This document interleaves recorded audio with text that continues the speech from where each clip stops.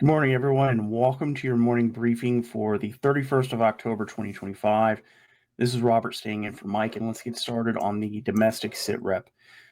So just this morning, FBI Director Kash Patel said that the FBI thwarted a potential terrorist attack in Michigan this morning, and he said that they've arrested multiple people who were allegedly planning a violent attack in Michigan over the Halloween weekend. He did say more details are forthcoming, and this is an ongoing investigation. So we're going to keep an eye on this for the rest of the day to see what details come out about this alleged terrorist attack. J.D. Vance and Transportation Secretary Sean Duffy warned yesterday that the ongoing government shutdown could create what they called a travel disaster heading into Thanksgiving if air traffic controllers continue to work without pay.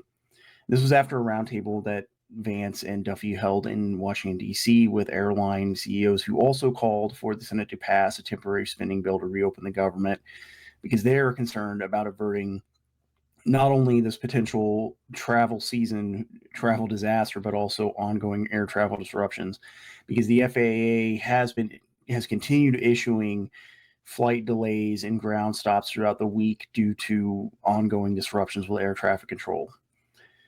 A federal judge in Massachusetts signaled yesterday that she could rule that the Trump administration is required to use contingency funds to partially fund SNAP, or the Supplemental Nutrition Assistance Program, ahead of tomorrow's date where SNAP funding is set to turn off due to this ongoing government shutdown.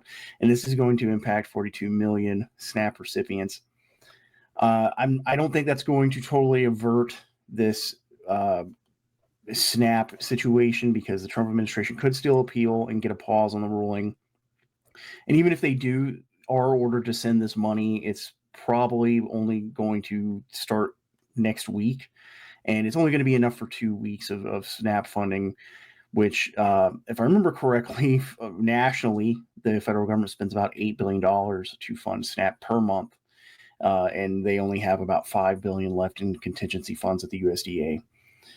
The DOJ also announced that they are opening an investigation to leaders of the Black Lives Matter movement over allegations they defrauded millions of dollars from donors in 2020. And according to people who are around the investigation, the DOJ has issued over the last few weeks subpoenas for Black Lives Matter Global Network Foundation and some other BLM-related nonprofits. Mike has talked about the potential for BLM to be reactivated after the Snow Kings movement has started to hold multiple events, and I think this possibly is an attempt to preempt that major BLM reactivation alongside No Kings by the Trump administration.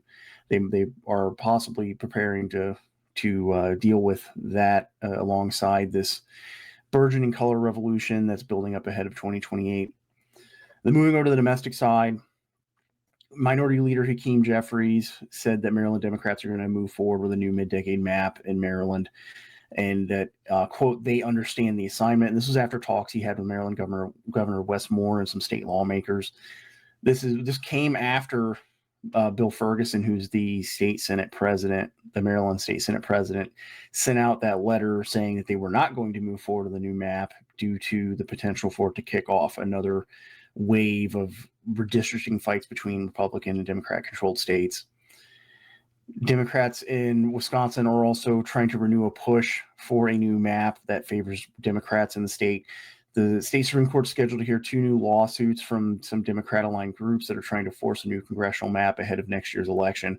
One of those lawsuits is putting forward a novel argument that the current map in Wisconsin illegally favors incumbents. But that lawsuit is the group putting forward that lawsuit expects this not to affect 2026, but will likely affect 2028. And then finally, in Ohio, the Ohio Redistricting Commission is scheduled to vote today on that new map after we reported yesterday that Ohio Republicans made a deal with Democrats. And this new map is going to make 2 Democrat-held seats more competitive and strengthen 1 Republican-held seat. This comes down basically to the state constitution, which requires, if Republicans in Ohio move forward with a simple majority in their state house to put a new map into effect, They have to provide a justification under the Constitution for why the map has the partisan breakdown it does. And it also gives Democrats the opportunity to force a referendum, which would push that map off to 2028. So I think Ohio Republicans are trying to get basically a map in place that would meet the legal requirements that they have to have a new map before next year's election, and actually have a map that might be more favorable to Republicans rather than putting it off until 2028. Jared, if you could come on and take us through the global sitrep, please. Yep.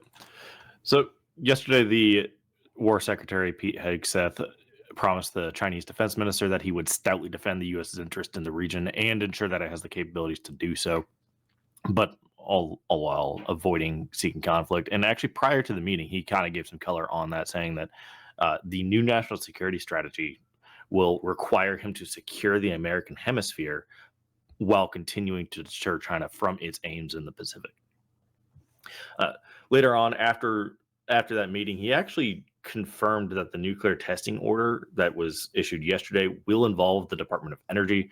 Now, the Department of Energy is in charge of the nuclear warhead stockpile through one of its subordinate agencies, and that's another strong indication that this is going to be a test of the nuclear warhead, probably in an explosive manner, not just the delivery systems as we were talking about yesterday. And then lastly, the U.S. issued sanctions on numerous organizations and individuals related to what they termed the Bardwaj human smuggling operation.